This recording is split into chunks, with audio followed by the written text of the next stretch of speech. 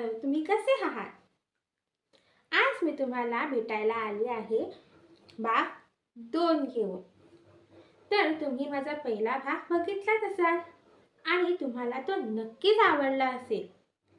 तर आजच्या या भागात म्हणजे भाग 2 मध्ये मी तुम्हाला सांगणार आहे गणपतीची 12 नावे आणि त्याच्यासोबत गोष्टी.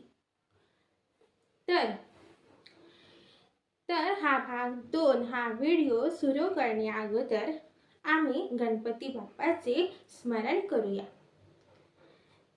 गणपती बाप्पा मोरया, मंगलमूर्ती मोरया. गणपती बाप्पा मोरया, मंगलमूर्ती मोरया. आणि अशीच गणपतीची गोड गोड गोष्टी आम्ही ऐकूया, पाहूया. चला तर मग.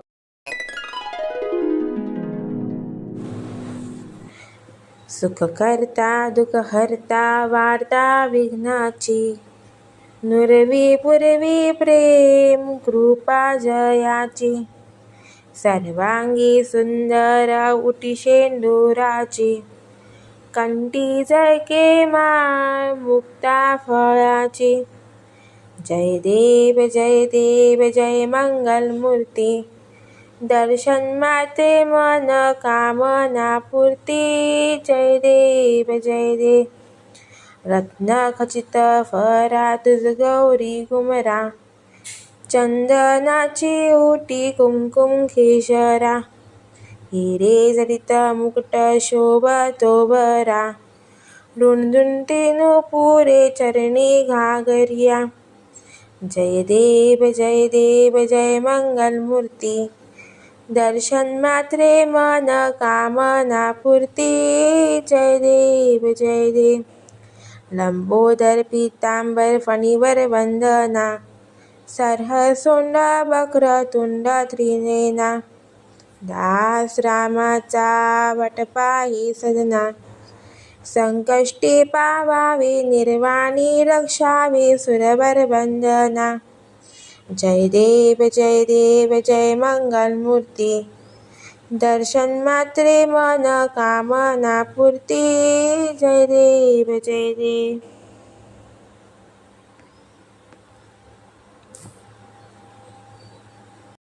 हॅलो मित्रांनो, भाग 1 तुम्हाला नक्कीच आवडला असेल. भाग 2ची तुम्ही वाट नक्कीच बघत असणार ना. तर मित्रांनो, आज मी तुम्हाला परत एकदा भेटायला आली आहे, तो सुद्धा भाग 2 घेऊन. भाग 2 म्हणजे मी तुम्हाला सुरुवातीला सांगितलं आहे गणपती बाप्पांचा म्हणजेच अष्टविनायकांचा महिमा. तसाच त्यांना भरपूर नावे आहेत, पण सर्वात प्रसिद्ध त्यांची 12 नावे आहेत. तुम्हाला कदाचित 12 नावे पाठ असतील, पण ती 12 नावे गणपती बाप्पांना कशी मिळाली म्हणजेच का मिळाली त्याबद्दल मी तुम्हाला पौराणिक कथेनुसार म्हणजेच आजच्या व्हिडिओत सांगणार आहे. तर तुम्हाला थोडीशी लहानपणाची आठवण करून देते. तुम्ही जेव्हा अगदी पहिलीत असताना म्हणजे प्राथमिक शाळेत असताना तुम्हाला आई वडील देवाजवळ बसून हे स्तोत्र तुम्हाला नक्कीच पठण करून घेतले असतील. फक्त आई वडीलच नाही तर हे स्तोत्र शाळेत शिक्षिका रोज पठण करून घेतात. तुम्हाला आठवतंय ना ते दिवस? मला खूप आठवते माझे लहानपण. चला तर मग आठवूया ते स्तोत्र आणि जाऊया लहानपणीच्या दिवसात.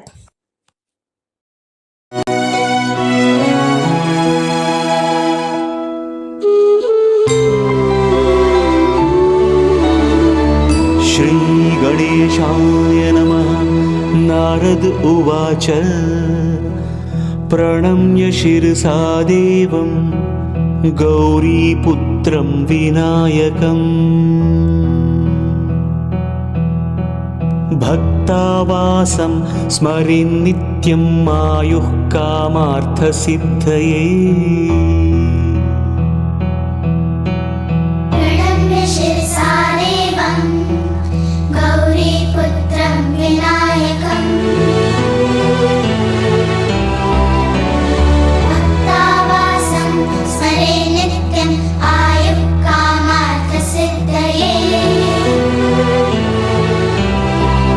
प्रथमं वक्रतुण्डं च एकदन्तं द्वितीयकं तृतीयं कृष्णपिङ्गाक्षं गजवक्त्रं चतुर्थकं लम्बोदरं पञ्चमं च षष्ठं विकटमेव च सप्तमं विघ्नराजेन्द्रं धूम्रवर्णं तथाष्टमम्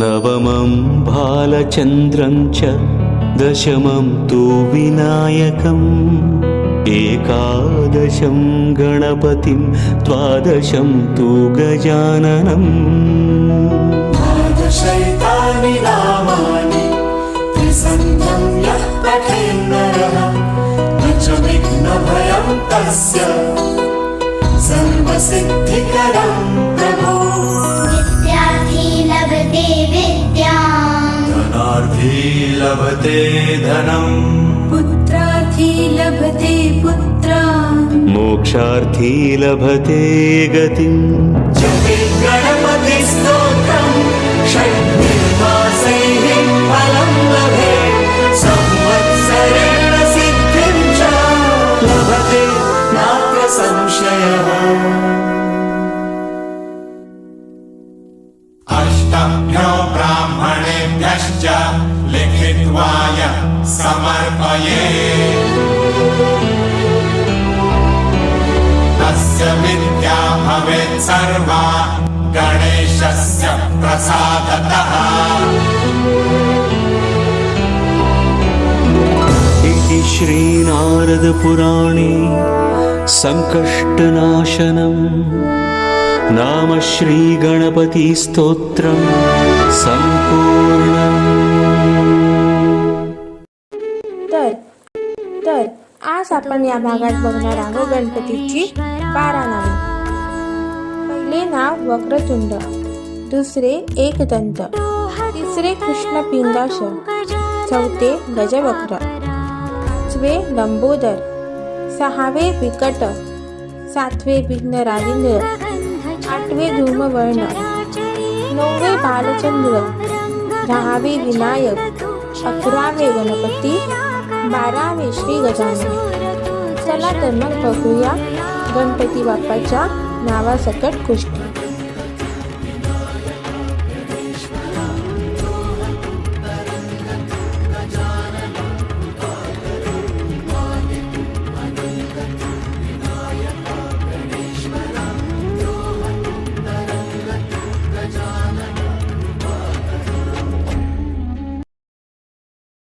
चे प्रथम नाव. तर वक्रतुंड नाव हे कसे गणपतीला पडले, तर त्याची कथा अशी आहे. मत्सासूर नावाच्या राक्षसाने दैत्यगुरु शुक्राचार्याकडून शिव पंचाक्षरी मंत्राची दिशा घेतली. त्याने भगवान शंकराची कठोर तपश्चर्या केली आणि त्यांना प्रसन्न करून घेतले. शंकराने प्रसन्न होऊन मत्सासुराला तुला कुणाचीही भीती नाही असे अभय वरदान दिले. वरदान मिळताच मत्सासुराने आपला हेवा आणि द्वेष वाढवून साधू संत आणि देवांना त्रास देण्यास सुरुवात केली. त्याने स्वर्गावर ताबा मिळवला आणि त्रैलोकात हाहाकार माजवला. मत्सासुराचा अत्याचार असह्य झाल्यावर सर्व देव गणेशाला शरण गेले. तेव्हा भगवान गणेशाने वक्रतुंड अवतार धारण केला. ते सिंहावर आरूढ होऊन राक्षसाचा सामना करण्यासाठी प्रकट झाले. मत्सासुराला 2 पुत्र होते, ज्याने गणेशाने सुद्धा एका टप्प्यात मारले. वक्रतुंडाने मत्सासुराला युद्धाचे आव्हान दिले. गणेशाचे तेज आणि सिंहवाहन पाहून मत्सासूर घाबरला. आपल्या पुत्राचा मृत्यू पाहून मत्सासुराला समजले की या वक्रतुंड बालकासमोर आपला निभाव लागणार नाही. त्यानं गणेशाची स्तुती केली आणि चूक मान्य करून शरणागत पत्करली. वक्रतुंड गणपतीने त्याला क्षमा केली आणि पुन्हा धर्माच्या मार्गावर चालण्याची शिकवण दिली. एकदंत नाव मिळाले गणपती बाप्पांना. गणपती बाप्पांना एकदंत असे का म्हणतात माहिती आहे का? तर एकदंत हे दुसरे नाव. गणपती बाप्पाला एकदंत हे नाव भगवान परशुराम यांच्यामुळे मिळाले.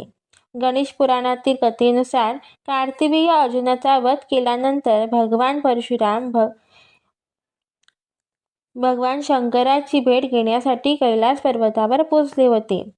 परशुराम हे अतिशय भक्त आहेत शिवाचे. जेव्हा ते पोचले पर्वतावर तेव्हा भगवान शिव ध्यानात मग्न होते.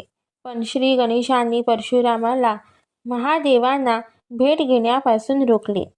दुसरीकडे परशुरामानेही महादेवांशी भेट घेतल्याशिवाय इथून जाणार नाही असे सांगितले.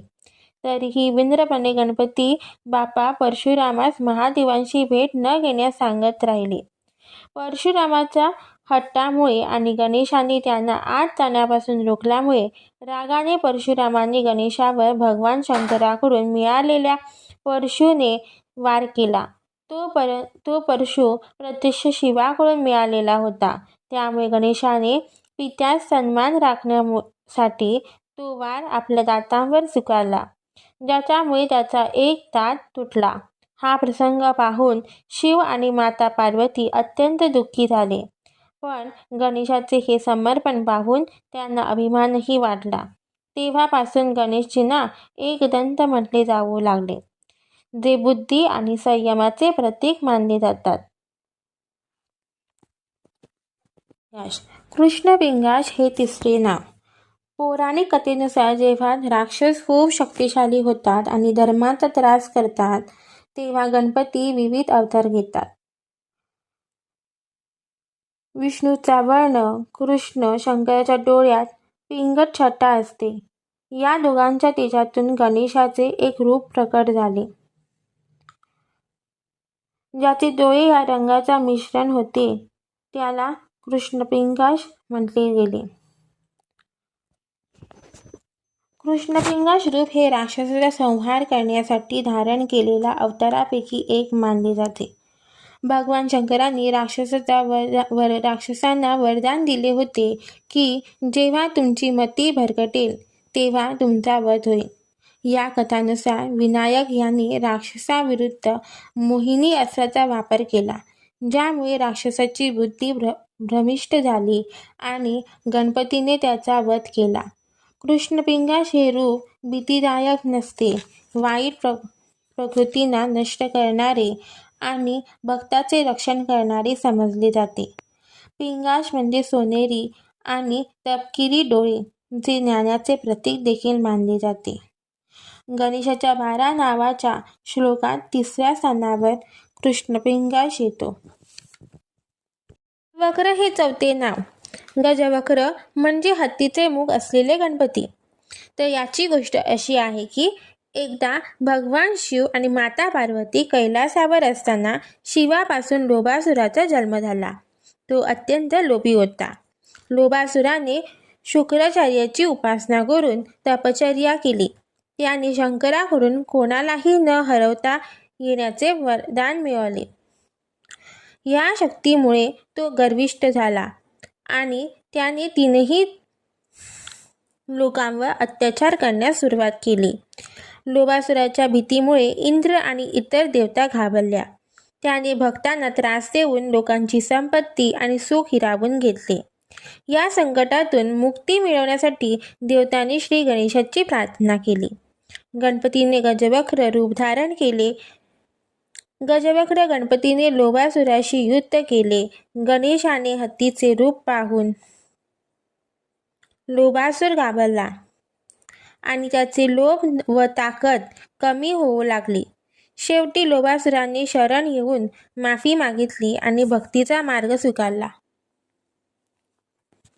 लंबोदर हे नाव तुम्हाला माहिती आहे का? हां, तेच ते नाव लंबोदर. तुम्हाला ही गोष्ट माहिती असेलच आणि ही गोष्ट खूप प्रसिद्ध आहे. प्राचीन काळापूर्वी कुबेर हा देवाचा खजिनदार होता. त्यांना त्याच्या संपत्तीचा खूप अहंकार होता आपले ऐश्वर्य दाखवण्यासाठी त्याने भगवान शिव आणि माता पार्वतीला जेवणाचे आमंत्रण दिले. शिवाने जाण्यास नकार दिला आणि गणेशजींना कुबेराच्या घरी पाठवले. कुबेराने विचारले, हा मुलगा लहान, काय खाणार? यावर गणेशाने उत्तर दिले, मी जेवढे अन्न वाढा तेवढे खाईन. कुबेराने जेवणाची मोठी सोय केली होती, पण गणेशाने पाहता पाहता सर्व अन्न खाऊन टाकले. कुबेराचे सर्व सेवक कंटाळले. खजिना आणि अगदी घराचे फर्निचर सुद्धा गणेशाने खाऊन टाकले. गणेशाचे पोट वाढले तरीही त्याची भूक शमली नाही. घाबरलेल्या कुबेराने शिव पार्वतीकडे धाव मारली, मदत मागितली. शिवाने कुबेराला समजवले, अहंकारामुळे तू देवांना विसरला आहेस. शेवटी कुबेराला आपली चूक समजली. कुबेराने नम्रतेने गणेशाची माफी मागितली. तर ही होती लंबोदराची गोष्ट. लंबोदर याचा अर्थ ज्याचे उदर मोठे आहे. हावे नाव विकट या रूपातील त्यांच्या अवताराची कथा पौराणिक ग्रंथांमध्ये आढळते. पौराणिक कथेनुसार भगवान विष्णूचा मोहक रूपामुळे प्रकट झालेल्या कामापासून कामासूर नावाचा दैत्य जन्माला आला. त्याने भगवान शंकराची कठोर तपश्चर्या करून त्रैलोक्यावर विजय मिळवण्याचे वरदान प्राप्त केले. वरदान मिळाल्यावर कामासुराचे सर्व देवतांना छळायला सुरुवात केली. सर्व देव भयभीत होऊन भगवान गणेशाच्या चरणी लीन झाले आणि आपली सुटका करण्याची प्रार्थना करू लागले. देवाच्या विनंतीवरून गणपतीने विकट रूपात अवतार घेतला. या अवतारात गणपतीचे रूप अत्यंत भव्य आणि तेजवंत होते. त्याचे वाहन मयूर होते. विकट गणपतीने आपल्या सैन्यासह कामासुराच्या नगरीवर स्वारी केली. गणपतीचे विराट रूप आणि त्यांचे तेज पाहून कामासुराचे सैन्य घाबरले. शेवटी गणपतीने आपल्या बुद्धीने आणि शक्तीने यांचा वापर करून कामासुराचा पराभव केला. कामासुराने आपली चूक मान्य केली आणि तो गणपतीला शरण आला. तेव्हापासून गणपतीला विकट या नावाने ओळखले जाते. हे 7वे नाव म्हणजेच विघ्नराजेंद्र. प्राचीन काळी अभिनंदनासुर नावाच्या राजाने इंद्रपद मिळवण्यासाठी एक मोठा यज्ञ सुरू केला. हे पाहून इंद्रदेव भयभीत झाले आणि त्यांनी या यज्ञात अडथळा आणण्यासाठी विघ्नासूर नावाच्या राक्षसाची निर्मिती केली. मात्र विघ्नासूर केवळ यज्ञाचाच नव्हे तर सर्व ऋषीमुनी आणि देवधर्माच्या कामात विघ्न आणू लागला. विघ्नासुराच्या त्रासाला कंटाळून सर्व देव आणि ऋषीमुनी भगवान शंकराकडे गेले. शंकराच्या सल्ल्यानुसार त्यांनी गणपतीची आराधना केली. भक्ताच्या हाकेला धावून जाणाऱ्या गणपतीने विघ्नासुराचा नाश करण्याचे ठरविले. गणपती आणि विघ्नासुरामध्ये भीषण युद्ध झाले. गणपतीने आपल्या अमोघ शक्तीने विघ्नासुराचा पराभूत केला. जेव्हा विघ्नासुराला आपली चूक उमजली तेव्हा तो गणपतीच्या चरणी शरण आला आणि त्याने स्वतःचीच जीव वाचवण्याची विनंती केली. गणपतीने त्याला जीवनदान दिले, पण एक अट घातली की त्याने जिथे गणपतीची पूजा होते तिथे कधीही जाऊ नये. विघ्नासुराने ही अट मान्य केली आणि गणपतीला विनंती केली की तुमच्या नावाच्या आधी माझे नाव जोडले जावे. गणपतीने त्याची ही इच्छा मान्य केली, म्हणून गणपतीला विघ्नेश्वर किंवा विघ्नराजेंद्र, विघ्नाचा राजा आणि त्यावर विजय मिळवणारा असे म्हटले जाते. ज्या ठिकाणी विघ्नासुराचा पराभव झाला त्याच ओझर, पुणे जिल्हा येथे गणपतीची विघ्नेश्वर या नावाने मूर्ती स्थापना करण्यात आली. हे मंदिर कुकडी नदीच्या तीरावर आहे. 8वे नाव धूम्रवर्ण. तर गोष्ट अशी आहे की ब्रह्मदेवाने सूर्याला कर्माचा अधिष्ठाता म्हणून नियुक्त केले, म्हणजेच राज्यपद प्राप्त झाले. यामुळे सूर्याला मनात अहंकार उत्पन्न झाला. ते विचार करू लागले की कर्माच्या प्रभावाने पितामह सृष्टीची रचना करतात. कर्मामुळेच विष्णू जगताचे पालन करतात. कर्माद्वारे शिव संहार समर्थ आहे. संपूर्ण जग कर्माधीन आहे आणि मी त्यांचा संचालक आहे. सर्वजण माझ्या अधीन आहे. असह्य विचार करता करता त्यांना शिंक आली आणि त्या शिंकेमधून एका महाभयंकर असुर जन्माला आला. सूर्याच्या अभिमानामुळे जन्माला आल्याने त्याला अभिमानासुर असे नाव पडले. महाभयंकर असुर दैत्यगुरु शुक्राचार्याकडे गेला. तेव्हा शुक्राचार्यांनी त्यांचा परिचय विचारला असता त्याने सांगितले की माझा जन्म सूर्यदेवाच्या शिंकेपासून झाला. मी अनाथ व अनिश्चित असून मला तुम्ही आश्रय द्या. आपल्या प्रत्येक आज्ञेचे मी पालन करीन.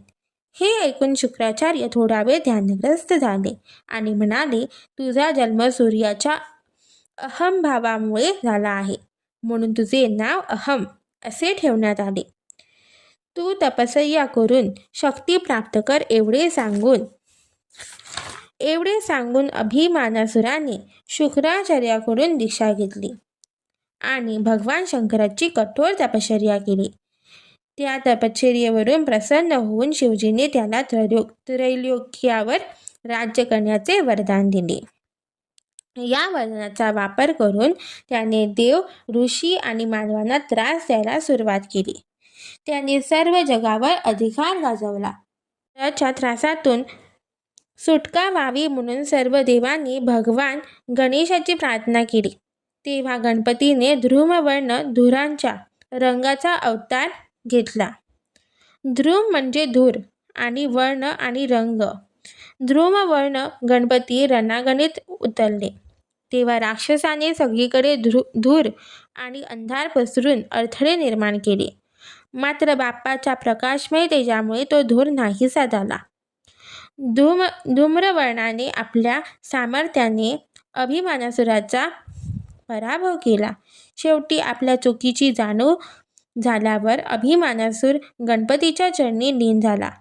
बाप्पाने त्याला क्षमा केली आणि तो त्याचा भक्त बनला.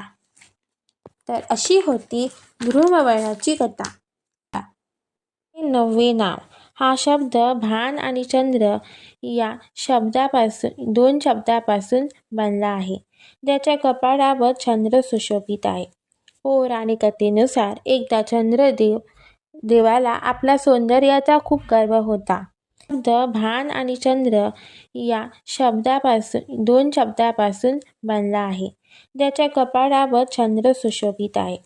पौराणिक कथेनुसार एकदा देवाला आपल्या सौंदर्याचा खूप गर्व होता. एकदा गणपती बाप्पा आपल्या भक्ताचे लाडू खाऊन उंदरावर बसून घरी चालले होते. तेव्हा त्याचा पाय अडकला आणि ते पडले. हे पाहून चंद्रदेव जोरजोरात हसू लागला आणि गणपतीच्या लंबोदर गजमुख रूपाची मस्करी करू लागला. चंद्राच्या या वर्तनामुळे गणपतीला राग आला.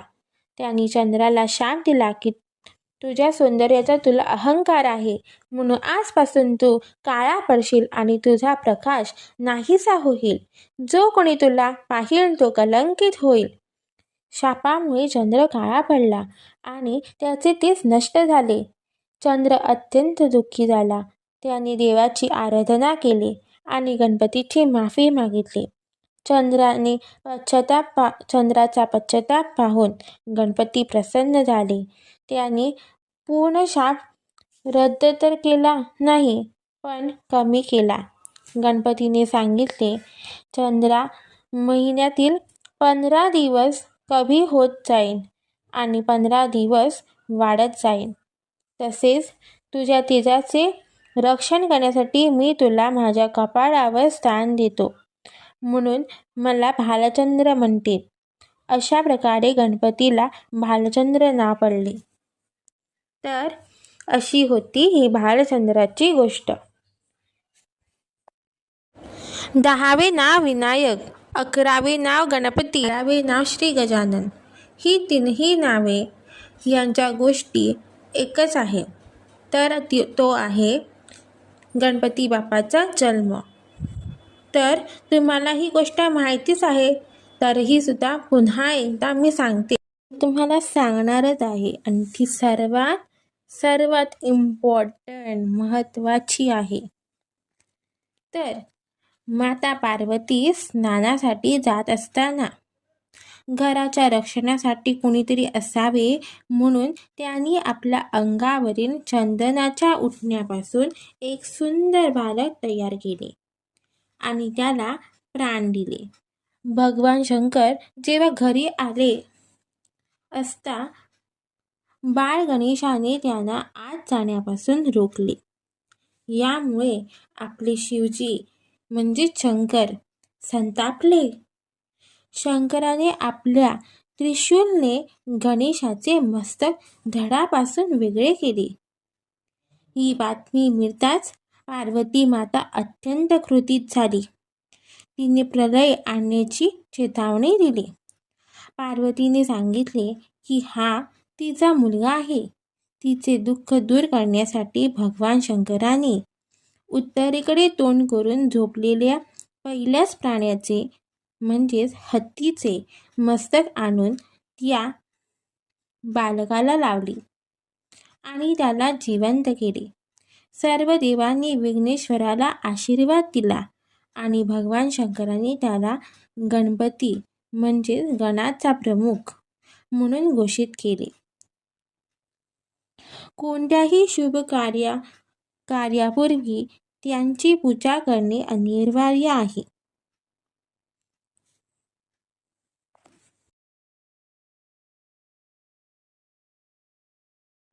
ज्यांना गणेश किंवा विनायक म्हणूनही ओळखले जाते, हे हिंदू धर्मातील बुद्धी, समृद्धी आणि शुभ कार्याचे दैवत आहेत. कोणत्याही शुभ कार्याची सुरुवात त्यांच्या पूजनाने केली जाते.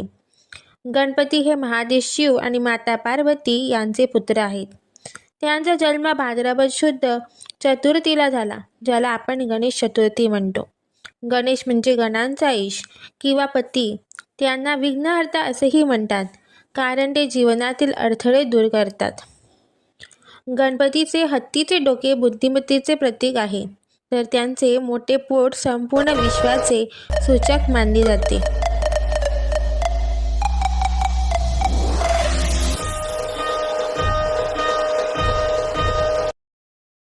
बाप्पा आपले गणपती बाप्पा जेव्हा भाद्रपद महिन्यात प्रत्येकाच्या घरी राहायला येतात, तेव्हा बाप्पाच्या तयारीची गोष्ट म्हटली की डोळ्यासमोर एक वेगळीच उत्साह आणि निरासकता असते. बाप्पांची मूर्ती निवडायला वडिलांसोबत स्थानिक मूर्ती शाळेत जाणं, तिथे मातेचा सुगंध आणि बाप्पाची ती विविध रूपं पाहण्यात तासनतास जायचे. बाप्पाला घरी आणताना ऊन किंवा पाऊस लागू नये म्हणून छत्री पकडण्यात एक प्रकारचा वेगळाच आनंद वाटायचा. आई किंवा आजी उकडीचे मोदक करत असताना कडेला बसून पिठाचा छोटा बाप्पा बनवणं ही प्रत्येक लहान मुलांची गोष्ट असते. बाप्पांसाठी 5 फळं सफरचंद, केळी, पेरू, डाळिंब, ॲपल, लिंबू आणायला बाजारात जाणे, फुलांची पिशवी हातात घेऊन अख्ख्या बाजारात फिरणे, बाप्पाला प्रिय असलेले 21 दुर्वांची जुडी आणि विविध प्रकारची पत्री बागेतून शोधून आणणे, मनोकामना पूर्ण होण्यासाठी बाप्पांसाठी कमळे आणणे हा एक मोठा आनंद असतो. आरती म्हणायची ही वेगळीच आनंद असते. रात्री बाप्पासमोर बसून बाप्पाने पृथ्वी प्रदक्षिणा कशी केली किंवा गणपती आणि कुबेराची गोष्ट, तसेच लंबोदर आणि गणपती बाप्पाची जन्माची कथा मोठ्या माणसांकडून म्हणजेच आजी आजोबांकडून किंवा आई वडिलांकडून ऐकणे ही एक वेगळीच उत्सुकता असते. कुटुंबासोबत सजावट आणि आईच्या हाताने बनवलेले उकडीचे मोदक आणि बाप्पांचा प्रसाद खाण्याची उत्सुकता आणि बाप्पांच्या आगमनाचा भरपूर आनंद, खास करून फटाके लावण्यात, पाऊस किरकिरे लावण्यात ही एक वेगळीच उत्सुकता असते आणि वेगळीच मजा.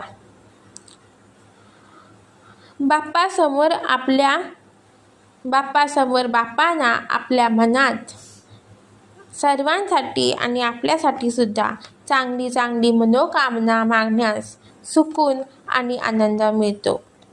बाप्पाचे गोड हसू कोणाला आवडत नाही बरं? चला तर मग या वर्षी गणपती बाप्पा येणार आहे आणि आम्हाला तर आता त्यांच्याबद्दल गोष्टी पण माहिती आहे. आनंदाने या गोष्टी तुम्ही लहान असाल तर आपल्या आई वडिलांना, मित्रांना नक्की सांगा. आणि जर तुम्ही आई वडील असाल तर आपल्या मुलाबाळांना आठवणीने सांगा. चला तर भेटूया पुढच्या एपिसोडला. पुन्हा एकदा गणपती बाप्पा मोरया, मंगलमूर्ती मोरया. व्हिडिओ आवडला असेल तर नक्की बघा आणि शेअर करा.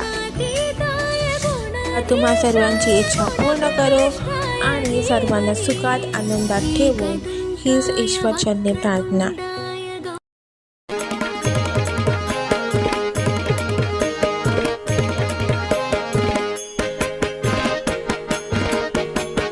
गणपती गणपती